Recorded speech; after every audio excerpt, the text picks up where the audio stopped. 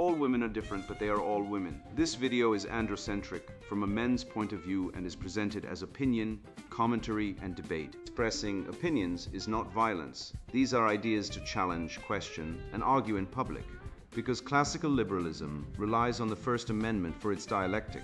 If you are a feminist, then consider this. If patriarchy truly existed as claimed, feminism could not. And if all men are trash and women are equal to men, then what are we to conclude? Women will die for their children, men will die for their wives and children, and God chose to die for all mankind. Authority rolls up with responsibility. If this framing of facts offends you, click off to a cute cat video. Proceeding further will expose you to gamma bias and criticism directed at ideas, claims, institutions, not at any individual's virtue or dignity.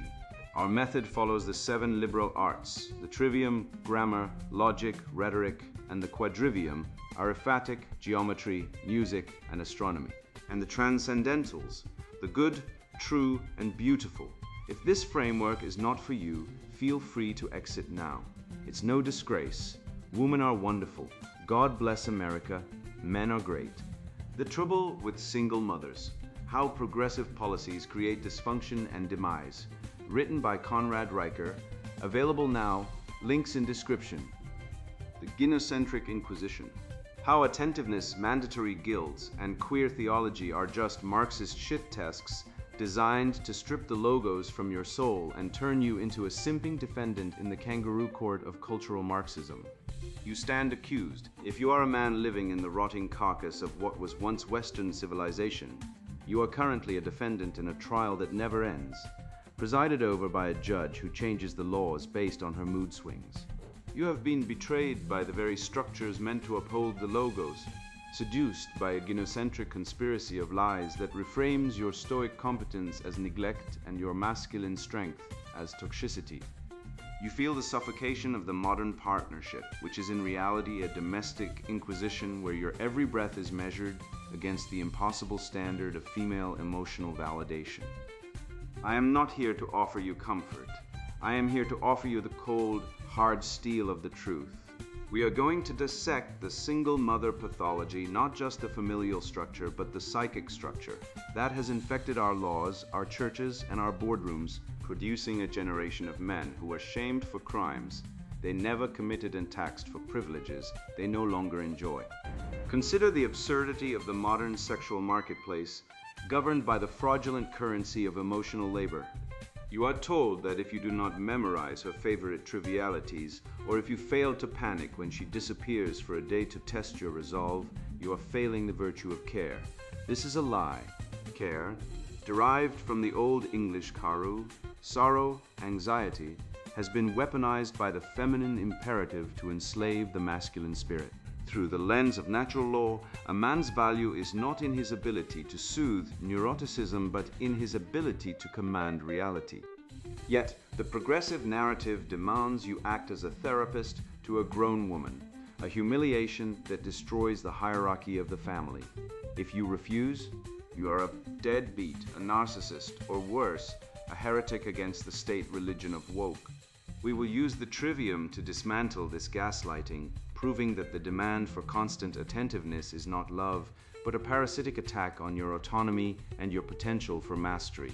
But the infection goes deeper than the bedroom. It has desecrated the sanctuary and the market.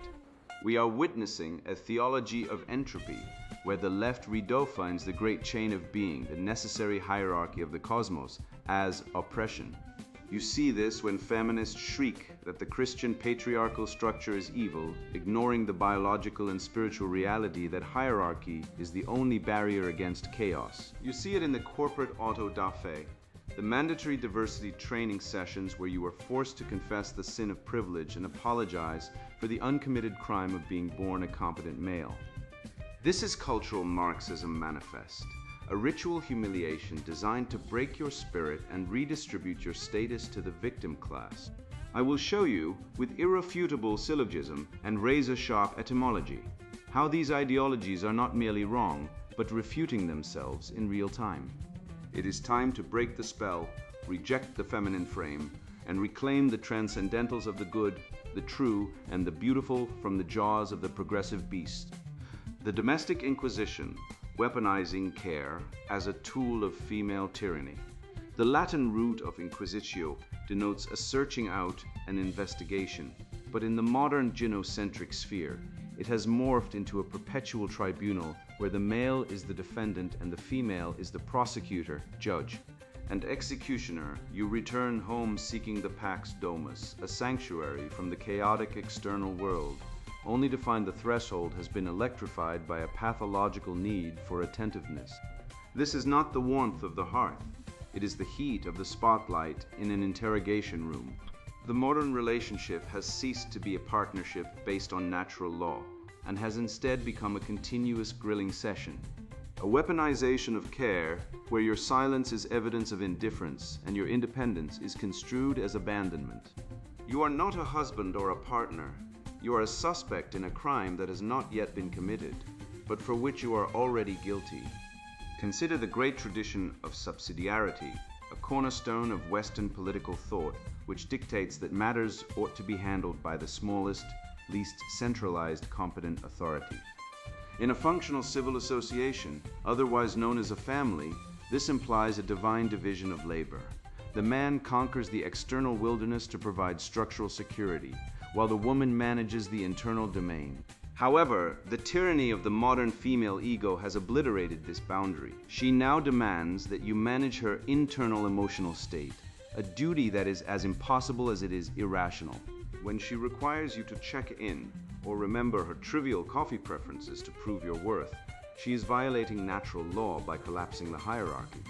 She is demanding that the king stoop to polish the crown jewels, and if he refuses, she screams neglect. This is a Marxist perversion of order, turning the complementary duality of the sexes into a struggle where the man must constantly atone for the sin of having a separate consciousness. We must ruthlessly deconstruct the feminist fabrication of emotional labor, a term coined to commodify the very essence of male stoicism. The proponents of cultural Marxism would have you believe that care is the performance of trivial memory tricks, remembering the dog's birthday or knowing her favorite shade of latte art. But this is a lie designed to extract resources through guilt. True care, according to the transcendental of the good, is the provision of structural security, the roof over the head, and the neutralization of threats. It is the logos manifested in action. When a woman nags you for failing to engage in her endless verbal diarrhea of feelings, she is not asking for connection. She is demanding you sink into the quicksand of her neuroticism. True care is the foundation. Her version is merely the wallpaper, and she is trying to convince you that the wallpaper holds the house up. Arm yourself with the trivium, specifically the second art of logic, to dismantle these traps. When she accuses you of not caring because you failed to ask a thoughtful question, you must refuse the premise. The thoughtful questions trap is nothing more than a deceptive compliance test rooted in gamma bias. Your silence is not a void to be filled with her anxieties. It is a sign of your independent, problem-solving competence, a stoic virtue. By framing your autonomy as neglect, she is utilizing the classic projection of the left, framing competence as cruelty. Do not apologize. To apologize for your competence is to surrender the truth for the sake of harmony, but harmony bought with lies is merely the silence of the grave. Assert the transcendental of truth. You solve problems, you do not marinate in them. Observe the inescapable logic of the syllogism of the suffocated spirit. Major premise: autonomy is the prerequisite for the cultivation of virtue and mastery. Minor premise: the demand for constant attentiveness. The erasure of your boundaries to soothe her insecurity erodes autonomy. Conclusion: therefore, the demand for constant attentiveness is a direct attack on the cultivation of virtue. This is not hyperbole, it is the biological reality of the disappearing act. If you vanish for a day to hunt, build, or think, and she panics, she will project that panic onto you as a moral failing. This panic is a fitness test for your resolve. If you rush back to soothe her, you fail the test of stoicism and reveal your scarcity mindset. Her anxiety is not your burden to carry, yet the conspiracy of gynocentrism frames it as your duty to manage her emotions. This is the dialectic of dread, using the fear of male abandonment as a control mechanism to force you into a subservient posture. You must maintain your frame. If you remain calm, you assert that your freedom is not a negotiation, but a natural right. Ultimately, we must look at the evolutionary psychology driving this nagging.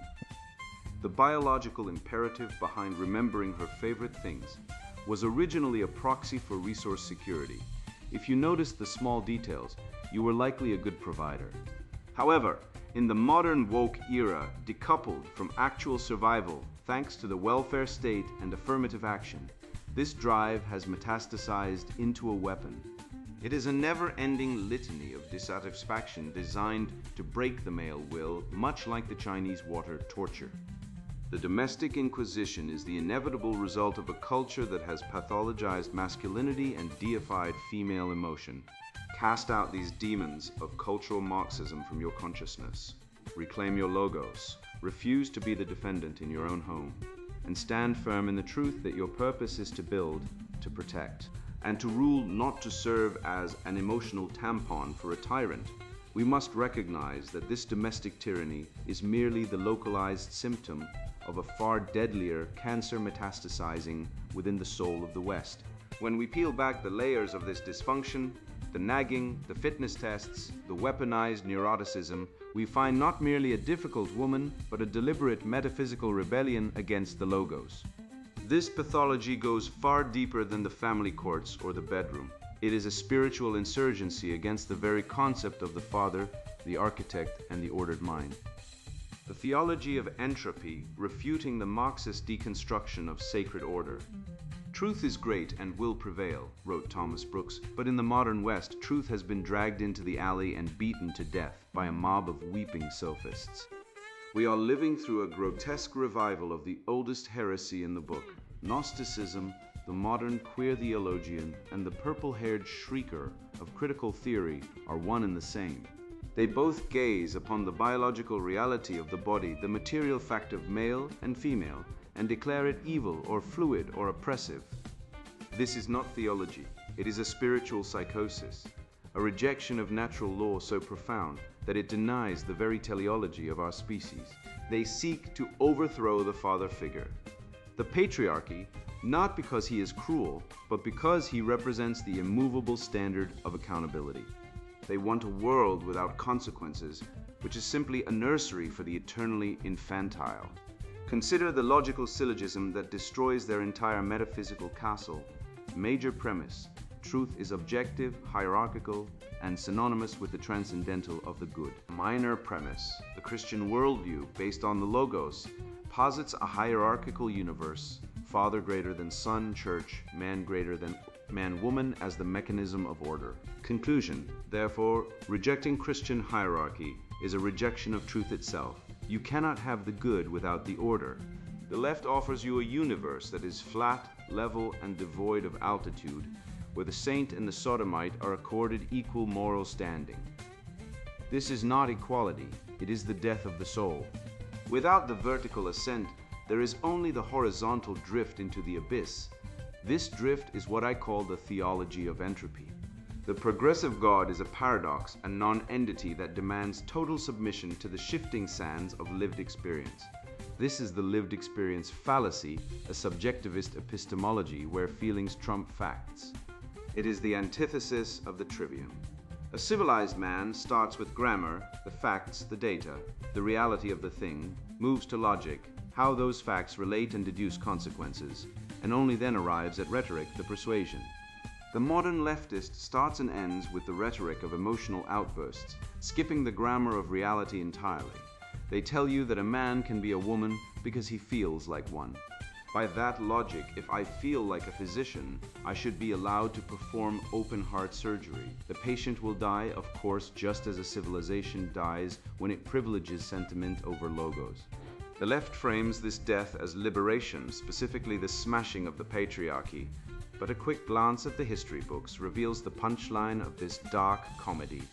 When the feminine principle, chaos and emotion, obragles the masculine principle, order and reason, civilizations do not progress, they crumble. Look at the fall of Rome. It wasn't a sudden invasion that killed the empire. It was the internal rot of softness, the rejection of virtus, and the embrace of foreign. effeminate cults that dissolved the civic virtue binding the state together. The modern attack on the church and the nuclear family is merely a proxy war against masculinity itself. They call the family an oppressive structure, but they are lying through their teeth. Hierarchy is not oppression, it is the great chain of being, the necessary architecture of the divine mind. Without the hierarchy of the apprenticeship mastery ladder, where a boy submits to the discipline of a master to become a man, you do not get freedom, you get a generation of feral, unguided, androgynous blobs. We see the biological fallout of this liberation in the cold, hard statistics the media refuses to print. The dysfunction mentioned in the title is not a mystery. It is the inevitable result of the theology of the body being replaced by the gender ideology of the asylum. We have replaced the apprenticeship mastery ladder of civilization with a victimhood Olympics. In this new order, the single mother is worshipped as a Madonna, yet the data shows that children raised in fatherless homes are significantly more likely to suffer from every pathology known to man: higher suicide rates, higher incarceration rates, and higher rates of teen pregnancy. The biological essentialism of male and female is not a social construct to be deconstructed, it is a teleological imperative. To deny this is not brave, it is a lie that leads to physical and spiritual suicide. We are sacrificing the future of our sons on the altar of female vanity and Marxist resentment. The remedy is not to apologize, but to re-enshrine the sacred masculine and the transcendentals, the good, the true, the beautiful. The church, and indeed Western civilization, must stop groveling before the high priests of woke and recognize that the patriarchy they hate is the very shield that protects them from the chaos of the jungle. We must weaponize the truth. We must state unequivocally that hierarchy is good, that discipline is freedom, and that the logos is the only cure for the entropy consuming our world. We must climb back up the ladder from the muck of subjectivism to the clear air of objective reality, or we will drown in the swamp of our own making. This linguistic sleight of hand is merely the opening salvo in a broader war against competence itself, a conflict visible not just in our dictionaries, but in the daily grind of the office cubicle, where the apprenticeship mastery ladder has been chopped into firewood to fuel the egalitarian pyre, the corporate auto da fe, the ritual humiliation of the Western male. The Latin word diversitas implies contrariety, disagreement, and contradiction, a fact any etymological dictionary confirms. Yet the modern corporate sorcerer attempts to transmute this alchemical lead into gold by forcing divergent elements into a cohesive unit, violating the civil society association principle that holds civilization together. By definition, forced diversity is the forced introduction of conflict, a logical impossibility sold as a moral imperative by bad actors who profit from the chaos. Consider the Soviet-style central planning of the modern human resources department, which has replaced the organic hierarchy of meritocracy, where the best rise through the apprenticeship mastery ladder, with a Marxist installation of the oppressed, a violation of economic subsidiarity that inevitably leads to the demise of the company as the competent are sacrificed to the idol of equity. Major premise, justice a cardinal virtue, requires specific accusations and evidence of individual harm, due process. Minor premise, diversity training forces apologies for uncommitted crimes and unconscious bias without evidence. Conclusion, therefore, diversity training is an act of injustice and a violation of natural law. A syllogism no amount of emotional reasoning can refute. The business case for diversity is a lie, demonstrably so when one consults Robert Putnam's research showing forced inclusion lowers trust and destroys social capital, proving that prioritizing the wicked liars of the left over the competent masters of the West is economic suicide, a cuckoldry of the corporate balance sheet. This mandatory diversity training is nothing less than a secular inquisition's auto da fe act of faith, a public religious ritual where men are forced to confess to the sin of their existence, whiteness, masculinity, to be absolved by the high priests of HR, a psychological toll of betrayal, where the social contract that competence is rewarded is replaced with ideological obedience. The remedy for the red-pilled man is not to reform the Babylon of woke, but to starve it Withdraw your talent, form parallel civil societies, and build businesses based on merit, ignoring the shrieks of the bad actors and the weaponized empathy of toxic femininity that uses tears as a legal cudgel to beat the productive class into submission. This psychological castration begins with the linguistic conquest of the workplace, where the very definition of diversity has been weaponized through a grotesque gamma bias that frames male competence as tyranny and female failure as systemic victimization. We are not dealing with accidental inefficiency, but a calculated theological inversion. The Latin etymology of diversitas denotes contrariety and disagreement, meaning that when the high priests of human resources preach inclusion, they are doctrinally mandating the introduction of conflict into cohesive units, a direct violation of subsidiarity and natural hierarchy. It is an auto da fe for the productive class, a public shaming ritual where you are forced to confess to the phantom sin of unconscious bias to absolve yourself of your own achievement. But the remedy for this parasitic decay is not to beg for mercy from the woke Inquisition. It is to withdraw your vital energy entirely, the citadel of the spirit, rebuilding the West from the ashes of betrayal. Tolerance is the hallucinated virtue of the man who has lost the will to fight, a mental virus injected into the Western bloodstream to paralyze our immune response against pathogenic ideologies. You have been hoodwinked into believing that nodding along to your own dispossession is a sign of moral superiority, when in the cold, hard logic of natural law, it is merely cowardice masquerading as politeness. There is no virtue in tolerating a termite infestation.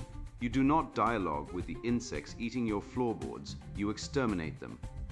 We must cultivate the virtue of intolerance, sharpening our minds against the conspiracy of lies that suggests a man has no right to the fruits of his labor or the children of his loins. Look at the wreckage of the family courts, where the tender years doctrine, a feminist fabrication, if there ever was one, strips fathers of their progeny with the efficient callousness of the industrial meat grinder. To tolerate this theft is to participate in it.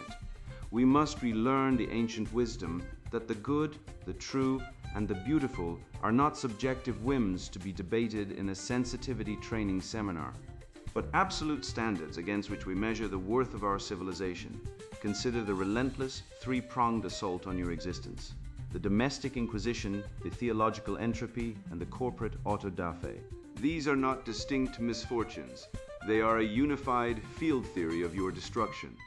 In the domestic inquisition, you are told that marriage is a partnership, yet the moment a woman feels unhappy, the state transforms into her personal hitman, enforcing a punitive transfer of wealth that would make a highway robber blush. In the theological entropy, churches that once preached the fire of the prophets now offer the lukewarm pablum of social justice, castrating the divine masculine and replacing the Father God with a gender-neutral ground of being. In the corporate auto da fe, your competence is punished if it outshines a diversity hire, and your honest speech is criminalized by HR commissars hunting for microaggressions. This is the dice function and demise promised by the title, a systemic war on the meritocratic hierarchy that built the very roof over these ungrateful parasites' heads. You cannot reason with a system that feeds on your submission. You can only starve it. The logic of our resistance is irrefutable when cast in the iron of the trivium. Construct the syllogism of the Restoration. Major premise: civilization is the distinct product of male energy harnessed through monogamous marriage and meritocratic hierarchy, the mixed constitution. Minor premise: the current progressive system is designed explicitly to dismantle marriage and abolish meritocracy in favor of dysgenic hypergamy and equality of outcome. Conclusion: therefore, the current system is anti-civilizational and must be actively rejected. It really is that simple. The left cannot build, it can only destroy. It is a parasitical organism that requires a host, and you, rational man, are that host. Their entire ideology is a performative contradiction, a screaming denial of biological reality. They claim to believe in science while insisting that a man can become a woman through the sheer force of will, or that a child raised by two mummies suffers no deficit. despite the mountains of sociological data screaming the opposite regarding crime rates, suicide, and educational failure. By the laws of dialectic, the worldview refutes itself. It is a circular firing squad of feelings. Your first and most potent weapon is the dialectic of disengagement. Stop trying to convince the bad actors, the feminists, the cultural Marxists, the perpetually aggrieved that you are a human being. They do not care. In fact, they hate you. Engaging them in debate is like trying to teach arithmetic to a crocodile. It wastes your time and annoys the crocodile. The beast lives on your attention and your productivity. When you argue with a feminist, you are validating her frame, admitting that she has the moral authority to judge you. Withdraw that authority, starve the beast, walk away from the negotiation table. The humor of the truth is your shield here. Mock their absurdity. When they shriek about toxic masculinity, laugh in their faces. The conspiracy of lies is inherently ridiculous. It is a belief system built on the fragile ego of women and the beta male simps who enable them. By pointing and laughing at the emperor's new clothes, you break the spell of fear that binds the narrative together. Mockery is the kryptonite of the humorless scolds who want to micromanage your life. We must retreat to build the citadel of the spirit. This is not a physical fortification, but a metaphysical one built on the transcendentals. We need new fraternities, civil society associations, where men are bound not by the whims of the state, but by the rigor of the trivium and the pursuit of mastery. In the ancient guild system, an apprentice became a master through discipline and skill, not through equity quotas. We must revive this ladder of competence. These fraternities are the seeds of the new civilization rising from the ashes of woke Babylon. They are sanctuaries where we can speak the truth without fear of cancellation, where we can study the great books that the universities have banned for being too pale, male, and stale. This is where we reforge the absent father archetype, not as the compliant servant of a toxic ex-wife, but as the benevolent dictator of his own domain. The return of the father is the return of order to the chaos. Ultimately, the restoration of the West relies on men re-enshrining the truth as the supreme sovereign. We have allowed the wicked evolutionary biology of female solipsism and male simplicity to be weaponized against us. The facts are on our side. The non-paternity rates, cuckoldry that society ignores, the suicide rates of divorced men that the media silences, the arrest rates of fathers trying to see their own children that the courts hide. We must weaponize these facts. We must be the standard bearers of the good, true, and beautiful in a world obsessed with the evil, the false, and the ugly. This is your final call to arms. Reject the lies, disengage from the liars, and build a life of logic, honor, and mastery. The citadel is not built with stones, but with the unshakable will of men who refuse to be run over any longer. Rise, speak the truth, and let the chips fall where they may.